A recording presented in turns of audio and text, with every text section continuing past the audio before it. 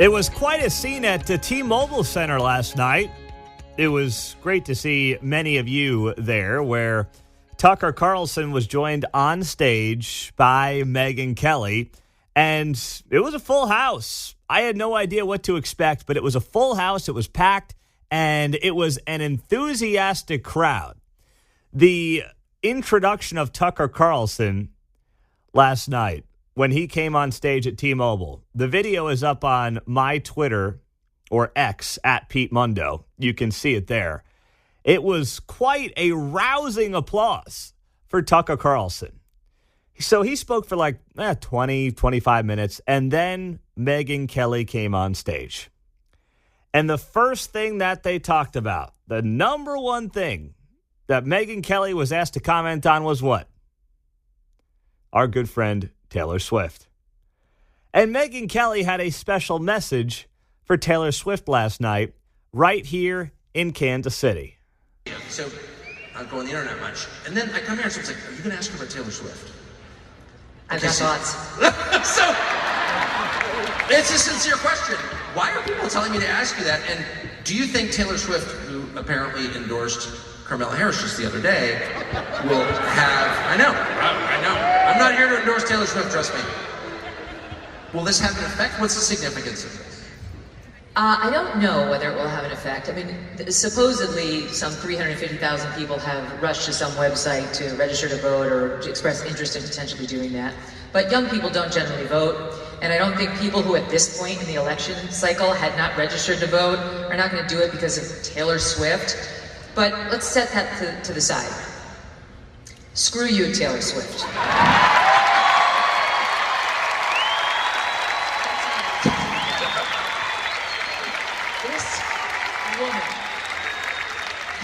That was Megyn Kelly's first answer on stage in Kansas City last night to Tucker Carlson. Now, whether or not this actually has a huge impact, it remains to be seen. I didn't think she was going to do it. I figured, hey, she's going to respect at least a third of her audience. Maybe it's a quarter, whatever it might be, who probably disagrees with her. Or at the very least, half the parents who allow their kids to consume Taylor Swift and, buy tickets to Taylor Swift concerts. All of you, she would respect you enough to say, you know what? This is not my lane. I'm going to stay out of it. Obviously, she chose not to do that after the debate a couple of nights ago. But what Megyn Kelly said there, from the standpoint of Taylor Swift and people registering to vote, I look at it and I say to myself, it's going to be a very close election. So even if Taylor Swift moves a few thousand people in various states that are swing states, it could make a difference. But the way the media is reacting to this news from earlier in the week, and then you heard Megyn Kelly last night talk about it here at T-Mobile, you would think that the Pope just came out and made some endorsement, and oh my goodness, it is going to be the landslide of all landslides. On CBS News, their nightly news last night, they had on this guy from Target Smart. His name is Tom Bonnier. And Tom talked about how many new people had registered to vote in the last 48 hours in the wake of Taylor Swift's endorsement of Kamala Harris. And what we saw was this really massive increase. We're calling it the Swift effect now because it's really unlike anything I've seen. We're seeing a 400 or 500% increase in people coming and trying to register to vote immediately following the debate and in that period after Taylor Swift posted on Instagram. And what's really remarkable about that is usually you'll see these increases and they kind of fade away. In this case, we've seen it continue through the last 2 days into today. How so?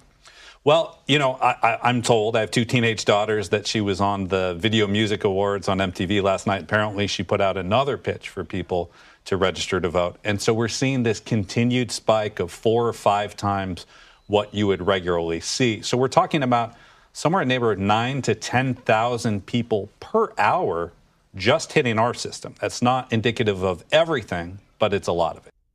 So there's no doubt. I mean, Taylor Swift got people to register to vote. Okay. All right, great. But here's the part about registering to vote and Swifties might not know this, you actually then have to go vote. Like, you actually then have to go to this polling place unless you want to request a mail-in ballot. And, like, you've got to go physically vote somewhere. And what I would like to see, and nobody either has this data yet or has shared this data yet, where are the registrations coming from? If they're coming from California and New York and Illinois, it doesn't really matter, right? So maybe Kamala Harris wins California, I don't know, 58-42 instead of 57-43, and that's being generous, by the way. Maybe that's enough.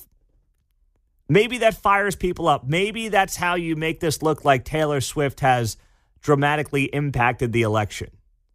But how many Swifties were like sitting there waiting for Taylor to tell them what to do?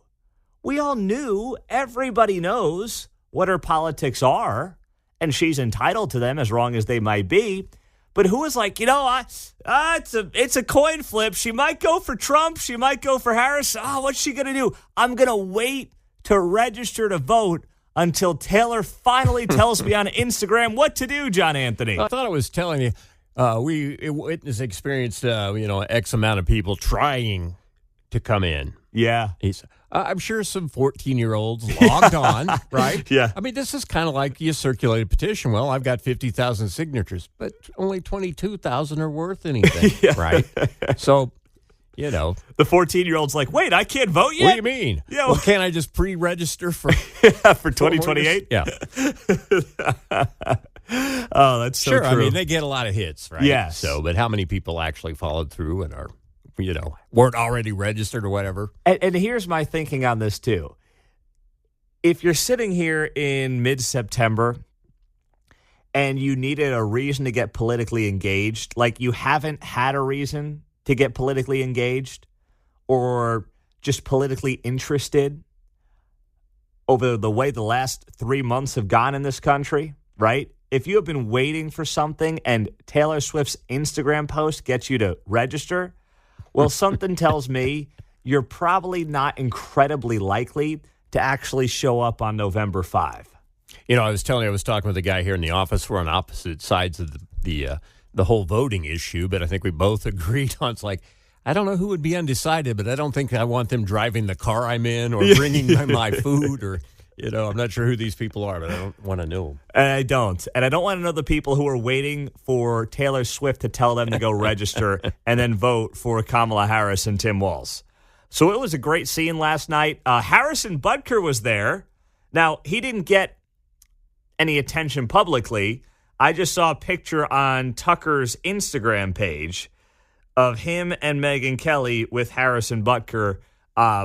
It looked like it was in some private area underneath T-Mobile, which I was there. I got a chance to meet both of them. They were very pleasant. Tucker was very nice. He says to me at one point, we're talking, and he goes, we had a great showing tonight. It's going to be a sellout. He said, I think you helped make this happen. Thanks for having me on the show. And I'm like, oh, that's very nice. Such a nice man. You're being way too kind. You guys did a lot of advertising, and I'm glad you're here in Kansas City and not in St. Louis, by the way. So he was outstanding. He's the same exact guy that you would expect him to be if you had watched him on TV for several years. And it was incredibly normal, by the way. He talked about his love for America, his questioning of the bureaucracy, some Taylor Swift, and then, where the world is right now. It was probably too normal for people who are there maybe as trolls looking to get that soundbite. Although I guarantee you the Star will write about what Megyn Kelly said about Taylor Swift, and we'll have some big opinion piece on it this weekend. So know you heard it here first here on KCMO Talk Radio 95.7 FM. 913-408-7957. And great to see a bunch of listeners out there as well. We're going to get to you because I know some of you are still wanting to get in on this and what this role, if any, will be for Taylor. Donald Trump's got a new idea on how to win over your vote. That's all coming up on a Friday morning. Pete Mundo on KCMO. One other interesting takeaway from last night is I had the chance to talk to Tucker Carlson's business partner, His name is Neil Patel, and they started the Daily Caller together, and now they're working on this Tucker Carlson network, obviously. And, they've got about 40 employees, so they're a growing small business. And Neil is really the business guy in the entire operation. Very smart guy. And they've been partners together for a long time, on and off, and he was looking for something new. Tucker leaves Fox, and now they've got this network. And I asked him, I said, hey, what about all the cancel culture nonsense? All the people who want to cancel you, and they do it through your potential advertisers, which will scare off advertisers from ever doing your show, right? And being a part of your show and your platform. And he said, well, good question. He said, what's happening now is we've got a lot of small businesses. Now, they're not tiny, but smaller than the Fortune 500 big companies that we're used to seeing advertised on the national level, who just ideologically align with us and want to be a part of what we're doing. So it was everything from cough medicine to different everyday household items who were part sponsor of the event last night and also are part sponsor of the Tucker Carlson Network. And I was thinking about that, and I was like, gosh, we really are becoming in large part two Americas within one. You wouldn't think you would care about your cough medicine as long as it works. But we're literally trending towards a world where conservatives will buy one cough medicine because they know that the founders of that cough medicine are conservative because they advertise on things like the Tucker Carlson Network. And then other people will buy some other brand of cough medicine. It sounds ridiculous, and it's not happening tomorrow.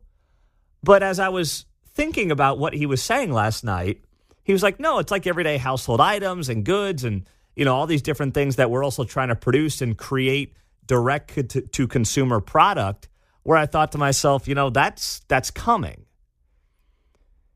Now, how good is that for the country? I don't know. It would be weird to me to think that we're going to choose our cough medicine based on, well, this is the conservative cough medicine and that's the liberal cough medicine. I'm not sure that's a positive development for America, but at the same time, if the big companies are going to take a political stance by not advertising on certain platforms because, that's scary, then there is an opening in the marketplace for somebody to say, well, I'll embrace that side of the political aisle. If you're going to shun it, I'll embrace it, and I'll make a lot of money doing it as well. That's how it's going to go, John. Well, it just seems to me we're cutting the same pie, just different size pieces now. Yes. I think it's the, obviously the free marketplace working. I vote with my dollars. And sometimes you're saying, hey, this product, big Fortune 500, there's not as much in the container. Well, that's true, There's a too. lot of reasons for this. So it's kind of a shift in the thinking of the consumer. And if we want Right. to blame shrinkflation, I'm all for that because Sure. you're right. Well, there are a variety of reasons to make your choice. So it needn't necessarily signal something, harbinger, if you will. Yeah. There are agree. a lot of reasons for that, and we're just kind of slicing the pie bigger. And I think it's a good thing to kind of shift some things around. Some people maybe have gotten too big or don't pay attention to what the the consumer wants, who the bottom line customer is. I agree. Competition is good, and if we get more of it in our everyday items, theoretically, that also keeps the price down as well, right? You won't get that crib gauging that Kamala Harris likes to talk about. No more crib gauging. You mean gouging? And no one's gouging on cribs. Trust me, that's not my problem. I know here. a lot of people maybe would make a choice given two for the product built here or made here. Yeah. Right? Another reason. Made in America. Mike is in Kansas City. Mike, did I miss you last night? What's going on, big boy? Yeah, who's got time? I got 5 kids. You got 3 of them. You know how bad that is. At any rate, I'm going to make a point on the Taylor Swift thing. That report without scale is meaningless.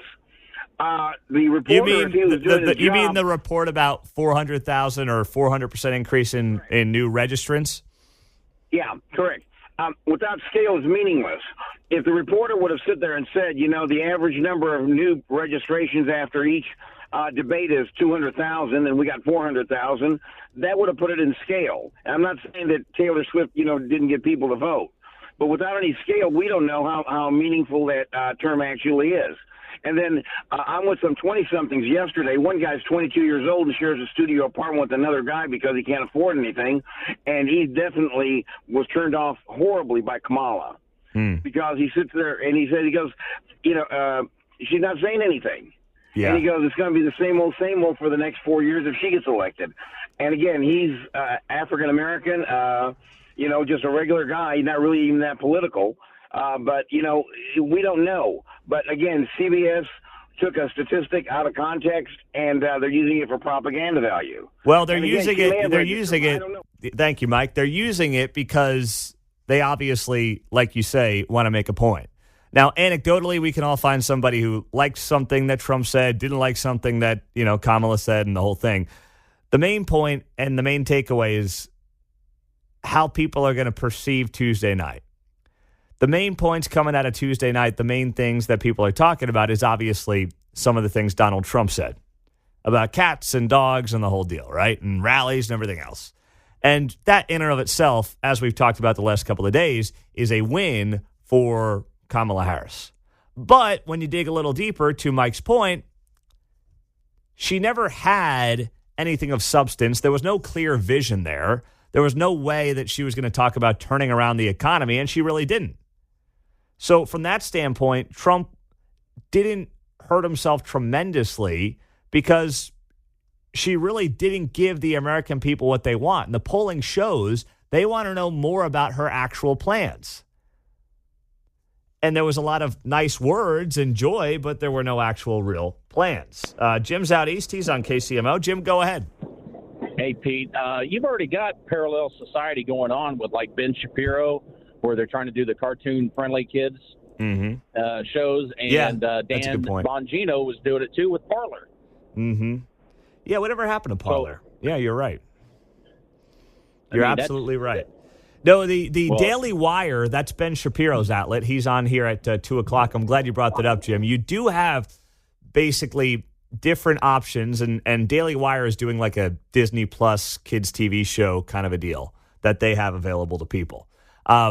And you know that you're going to put that on, not going to be any agendas towards the kids or anything like that. So that's a very good point, Jim, in terms of drawing that parallel. So it does already exist, right? And Daily Wire, they also got their own shaving kit because Harry's shaving kit went woke or something like that. So there are things like that happening, you're right.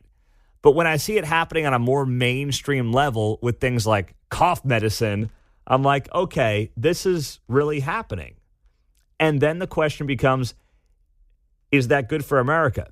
And I guess the answer is, well, it's good for America because competition's good. And we got here because companies, in large part, catered too far to one side of the political aisle. Coming up right after the news, Donald Trump's new idea to win over your vote. We'll get to that next. Will it work for you on KCMO? You getting up, going to the office, going to your job, 40-hour week, wrapping up today? Well, what do you think of this? Donald Trump's new proposal that he announced yesterday at a rally includes the idea of no tax on overtime. Now, inherently, I love it because the less taxes, the less money of ours we have to give to the grubby government, I'm all about. They waste our money. They don't know how to spend it. They are incapable of being responsible with it. So I'm all about it because you tell me that someone's going to get to pay less taxes, sign me up for that right away. I won't even question you. But in this case, I do have a question or two just for some kind of clarification. Here was Donald Trump yesterday. I'm also announcing that as part of our additional tax cuts, we will end all taxes on overtime. You know what that means? Think of that. Think of that.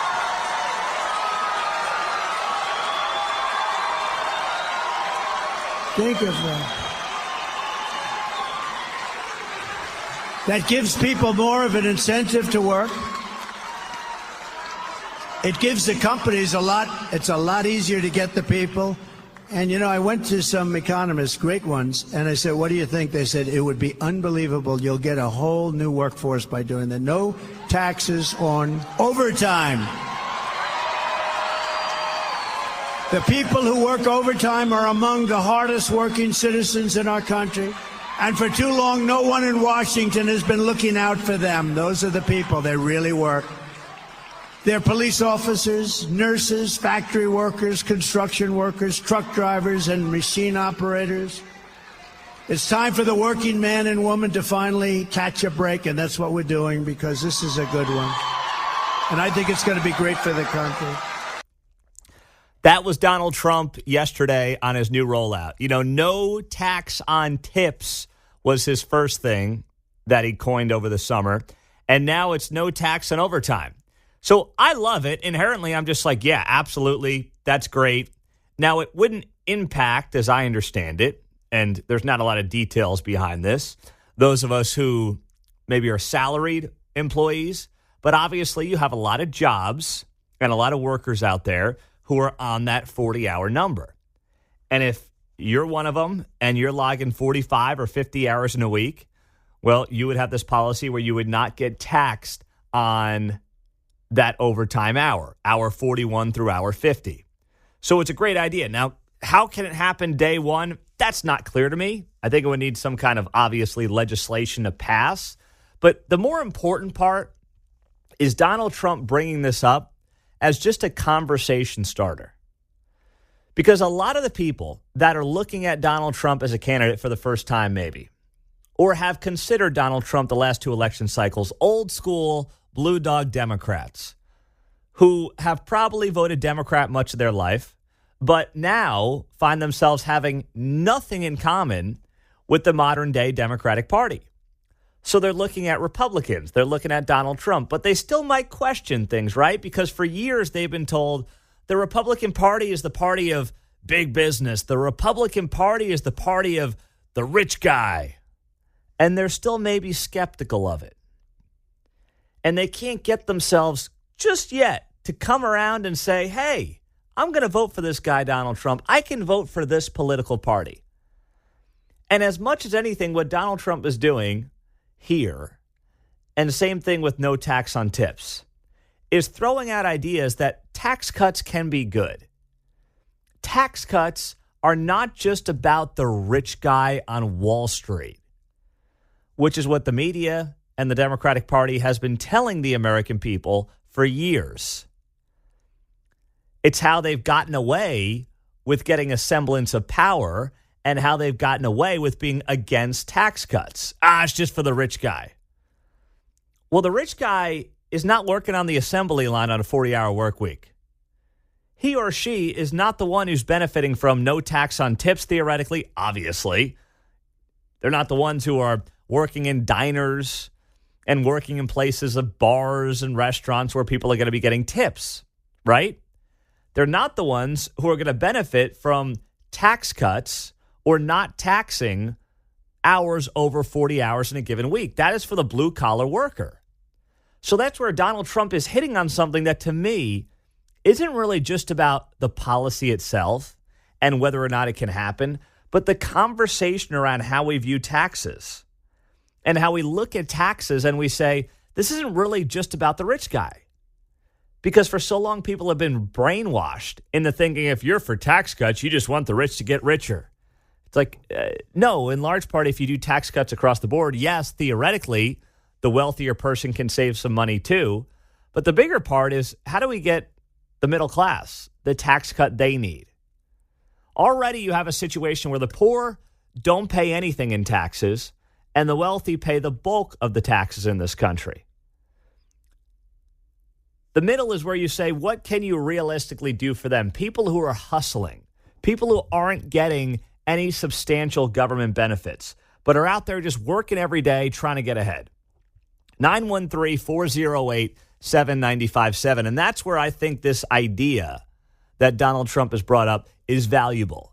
Whether or not he can get it done is more or less irrelevant, but it's how we frame the conversation around taxes. John's in Gardner. He's on KCMO. What's happening, John? Hey, Pete. Good morning. I love the idea. I have worked retail forever. I'm not management or anything, but I got to tell you, when they say, hey, John, can you work some overtime? Yeah. It's going to be a great paycheck. And then I finally see the pay stub, and it's like, what the hell is this? I mean, really, I felt like screwed for going above and beyond. So, I already like Trump anyway, but no, I think it's a wonderful idea. But I always felt it was always skeptical of overtime, time and a half. I just, so I think it's a great idea. Well, and here's the thing, too, and you bring up a good point there, John. People who are in tight spots on the business side right now, they're having a difficult time finding workers. This would incentivize people like yourself and others to say, you know what, sure, I'll do 45 this week. Not only is it some good extra money, but I'm not getting taxed on it. More people will be willing to do the overtime. Let's not forget about that. Randy, go ahead. You're on KCMO. Yeah, I think Trump was extremely wise bringing this up right now. After the debate the other night, Kamala literally said, I'm going to give you. And Trump said, here's the thing is, I'm not ever going to take it away from you. So I think that was really smart on his part. Number one. Number two, he should use that line. Really busted. He should use that line. She wants to give you something that, by the way, is just money you've already given the government. I don't want to ever take it from you. I love that line, Randy. Yep. I think Trump ought to use that because literally Kamala stood up there and said everything she was going to take away from other people and give to you. And that, honestly, the mouth breathers and knuckle draggers are standing there going, feed me. And the workers like us that are out here busting every day are like, you know what, why don't you just leave me alone? That's what we really want to do. Mind your own business, Kamala. Get this man on the campaign trail, Randy. Nice job. Nice job. All right. Paul in Kansas City. What's happening, Paul? Hey, Pete. Yeah, I've always told you I thought taxes are theft of private property, but I think Trump's hit a vein because if you look at the local level, the Jackson County property tax assessment debacle, people are saying, hey, wait a minute. I'm getting hammered at the local level. They're using my house as an ATM, sales tax, Starbucks, all this stuff where they're taking our private property and throwing it to the government. Now Trump's saying, hey, wait a minute. That's your money, folks. You earn that money. That's private property. I don't want your property. So I think he's hitting on something that people here at the local level are realizing that, hey, look, the government thinks we're working for them and we're not. That's our property. Nice job there, Paul. Very well said. I did see last night at T-Mobile, I had to go to Will Call to get my tickets for the Tucker Carlson deal.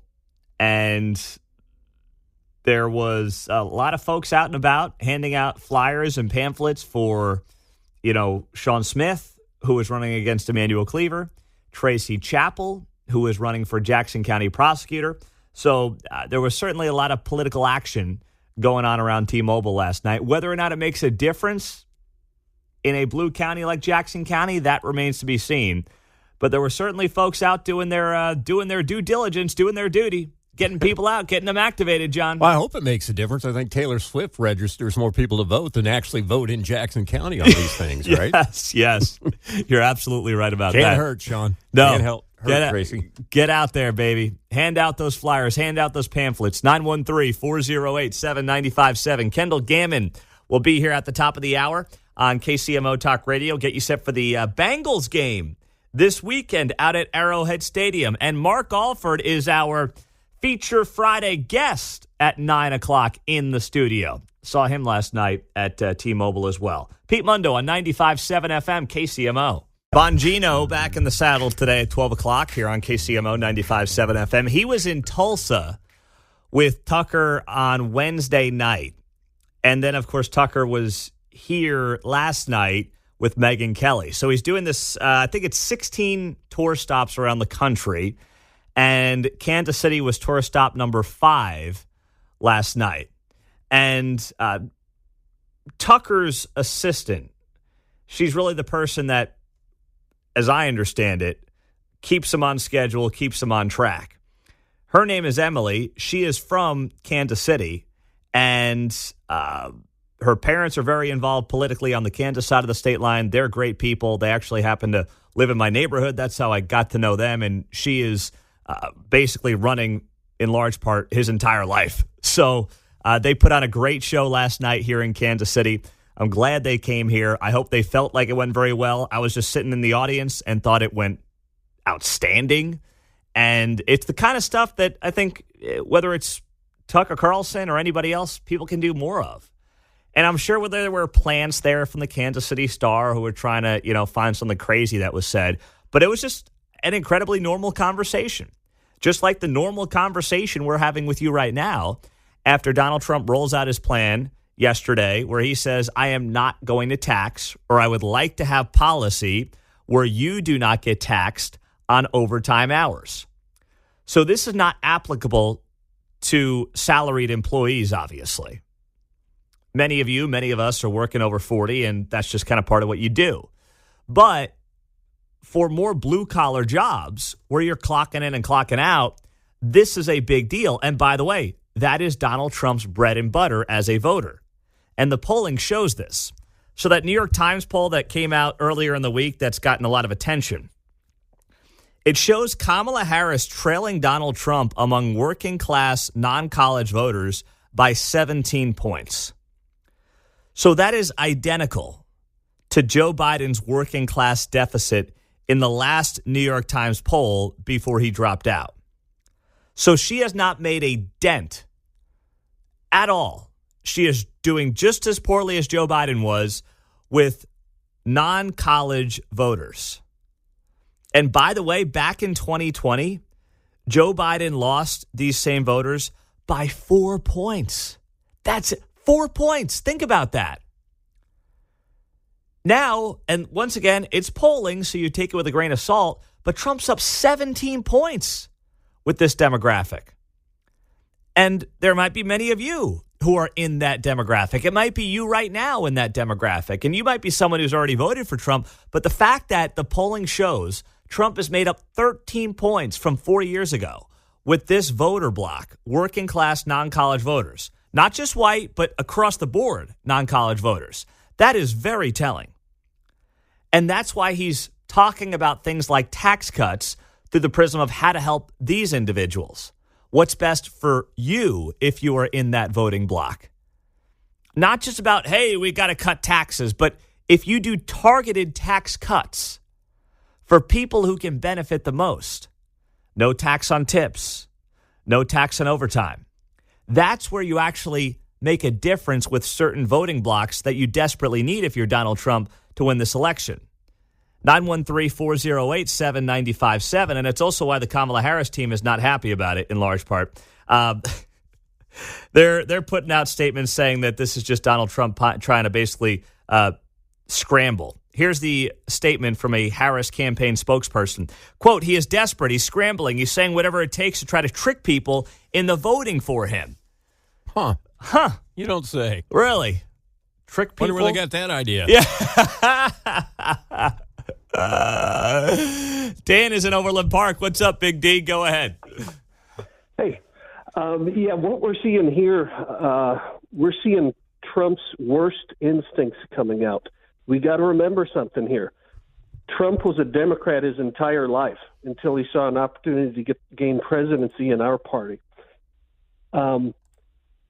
Not taxing somebody on their overtime, that's not fair to those of us who don't work overtime.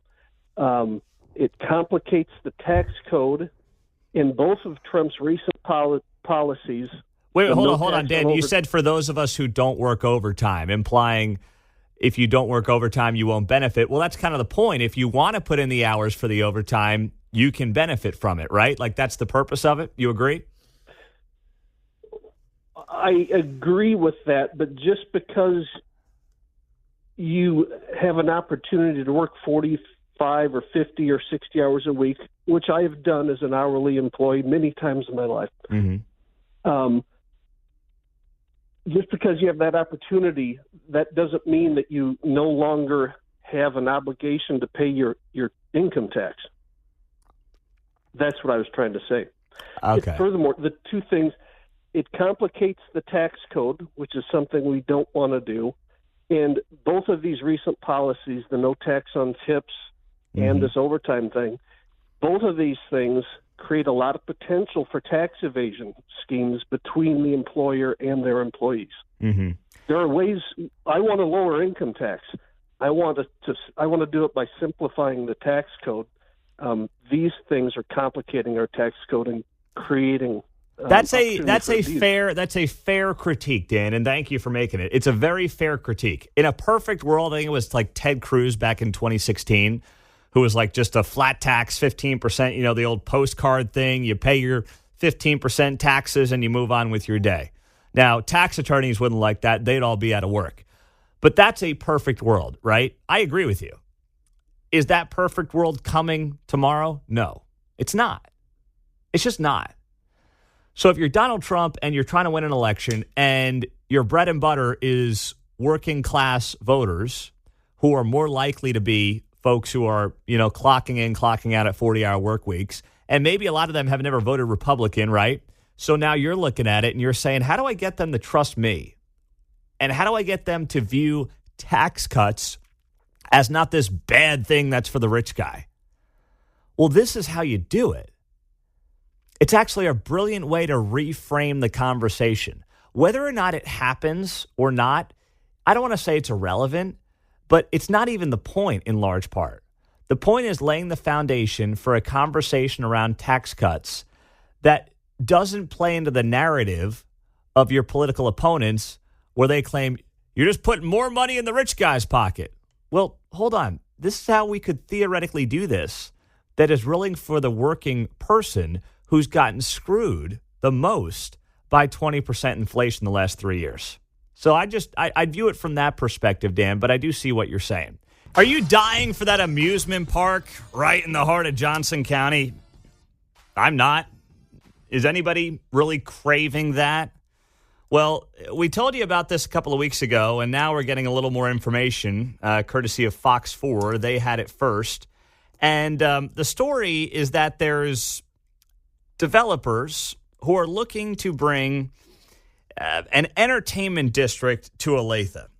They're looking at the southwest corner of 119th and Renner. And as I read more about this and I saw some of the details, I'm sitting here and I'm thinking to myself, why?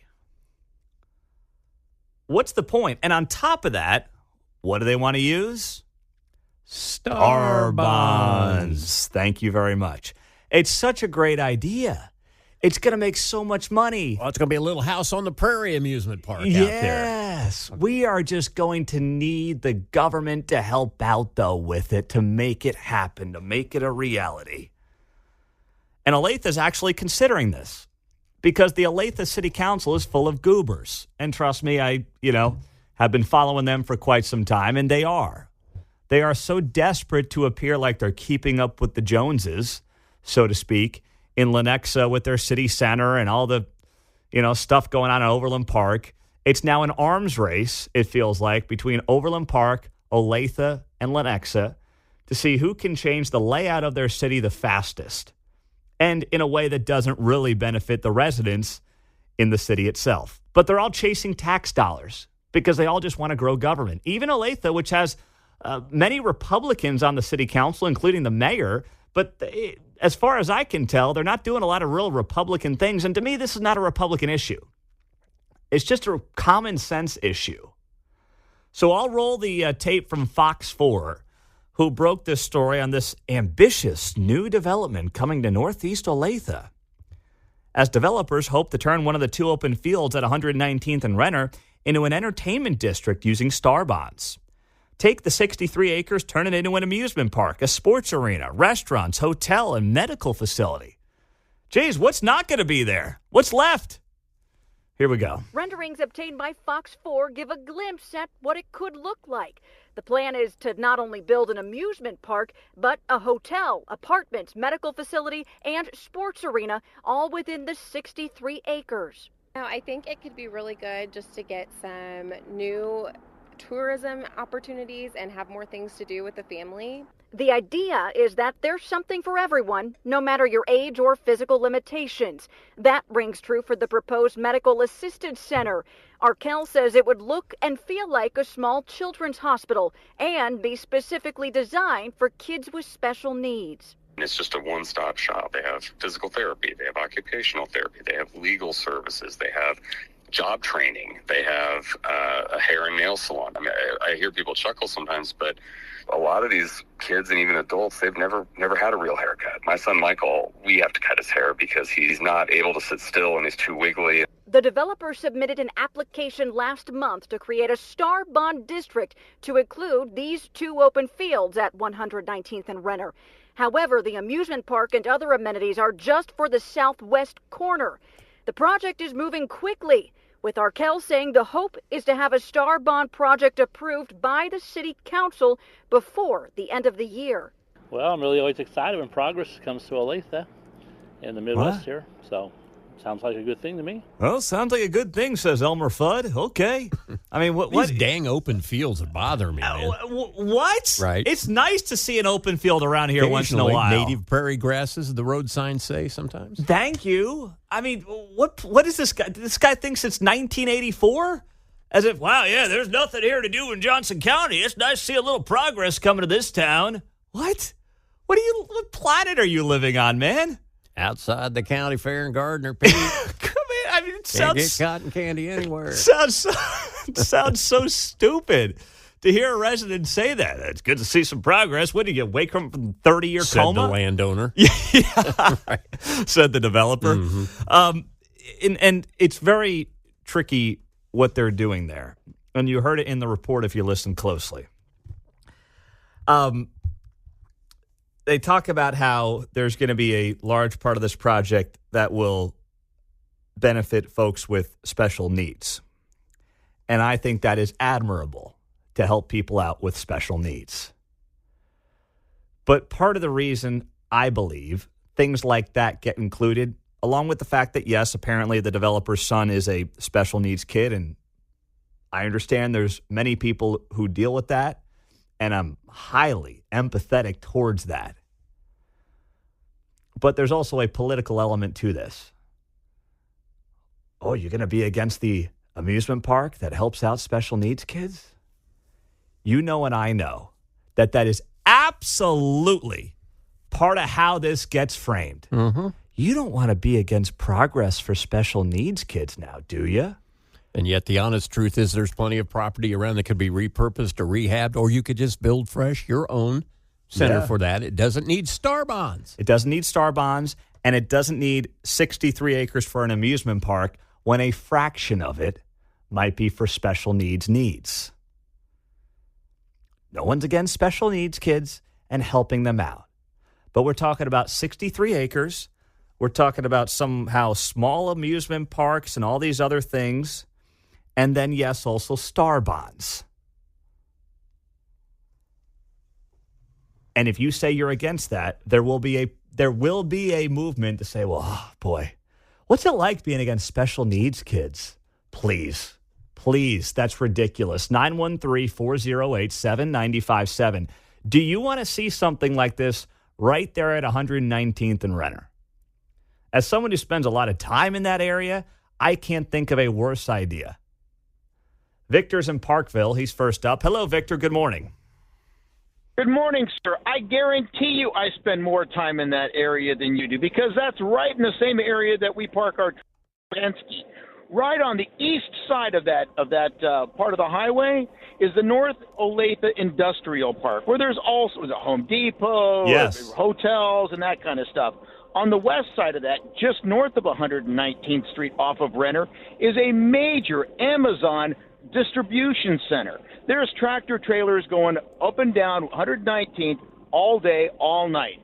There's also a whole bunch of distribution centers going up north of that right off of College.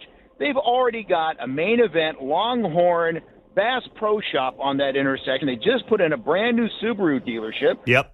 What the hell are they thinking? I totally agree. I gave up a long time ago trying to figure out what the Olathe City Council's thinking, but the answer is not much.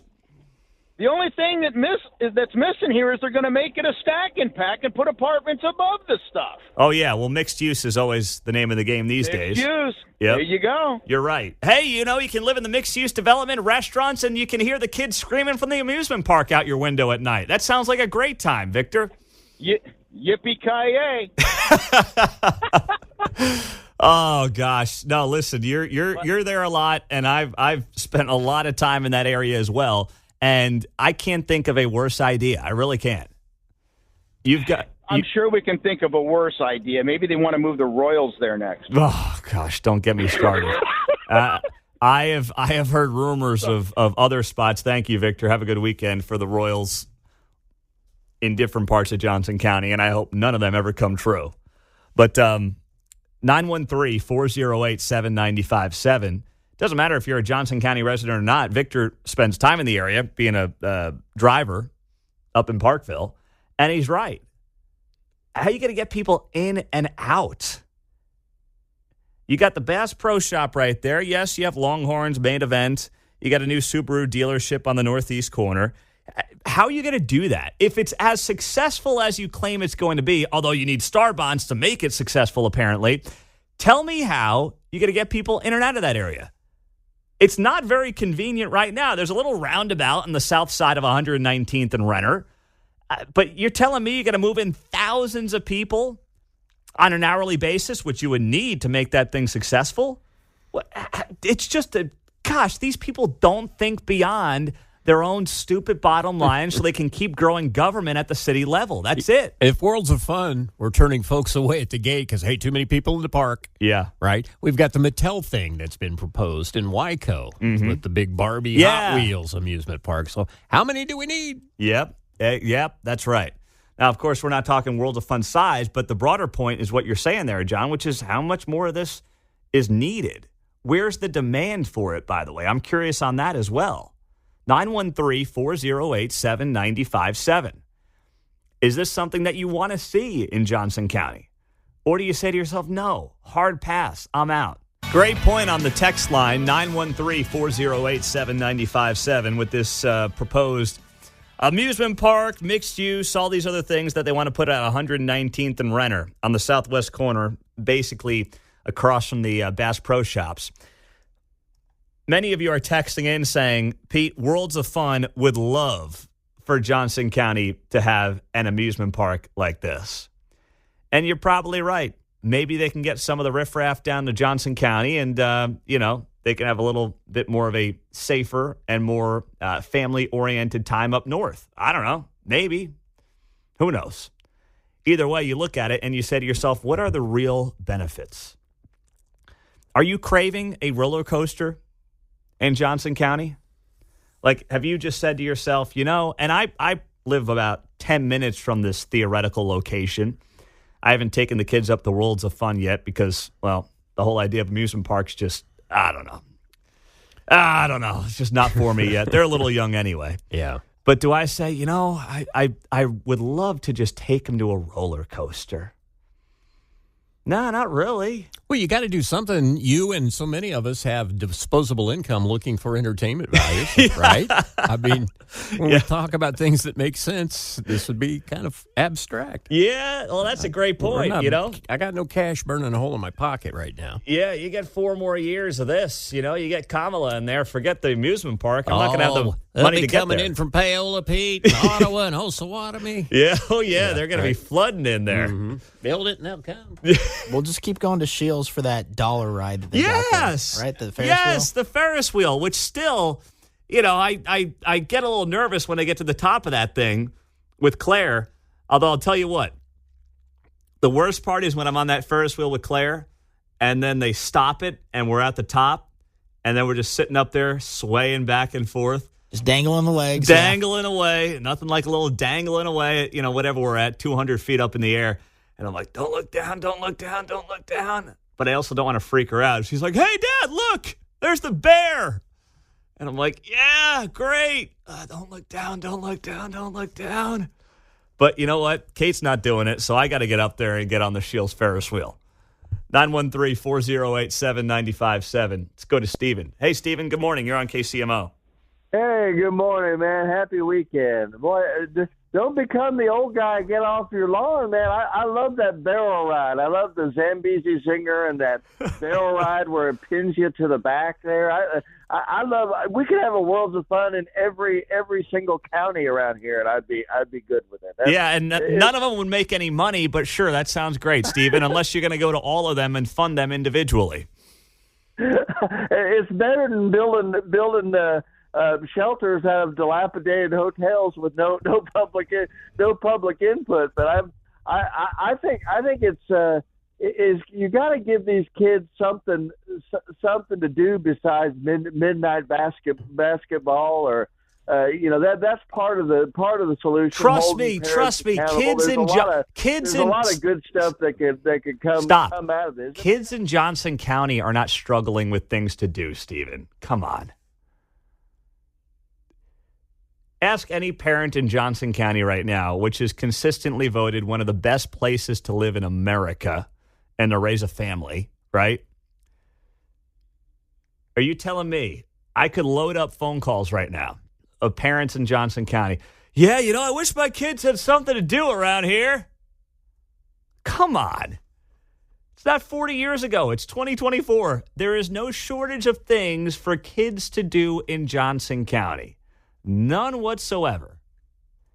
Nobody is clamoring right now for a little amusement park on the southeast corner of 119th and Renner, which is going to create a whole mess for that part of town. Jeremy's in KCK. What's up, Jeremy?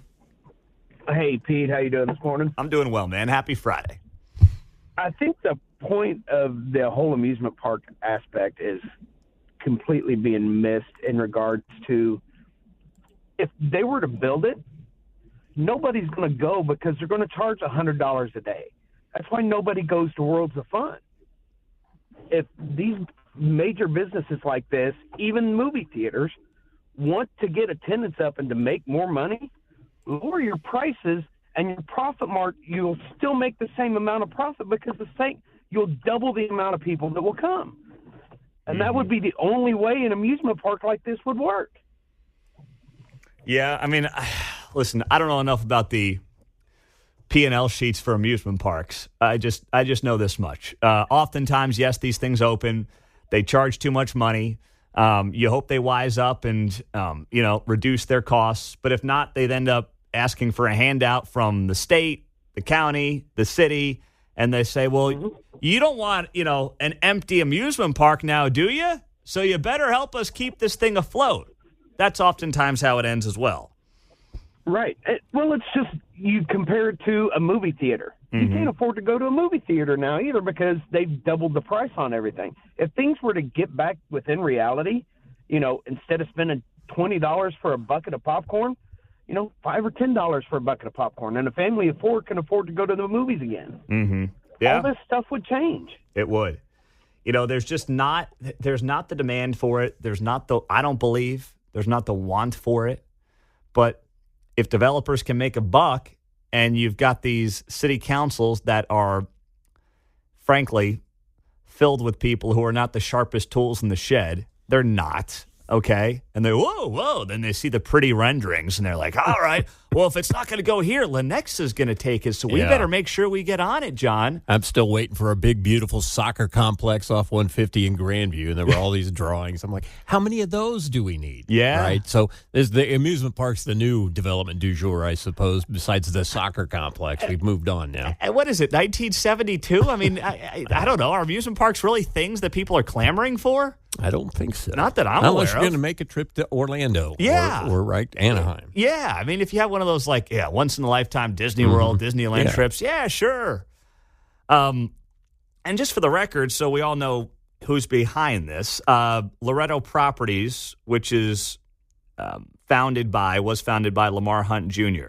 And Lamar Hunt Jr. has been on the show. Great guy, does a lot of good work in the community, of course, with veterans organizations that we work with as well. So I it's nothing personal. I just think it's a bad plan. And it doesn't fit that part of town at all. And there's a meeting at the Olathe City Council that is on Tuesday, September 17th. They are going to get input from the public. Now, what that actually means, who knows? But if you are somebody who is against it, well, Tuesday, September 17th, Olathe City Council meeting is where you want to be.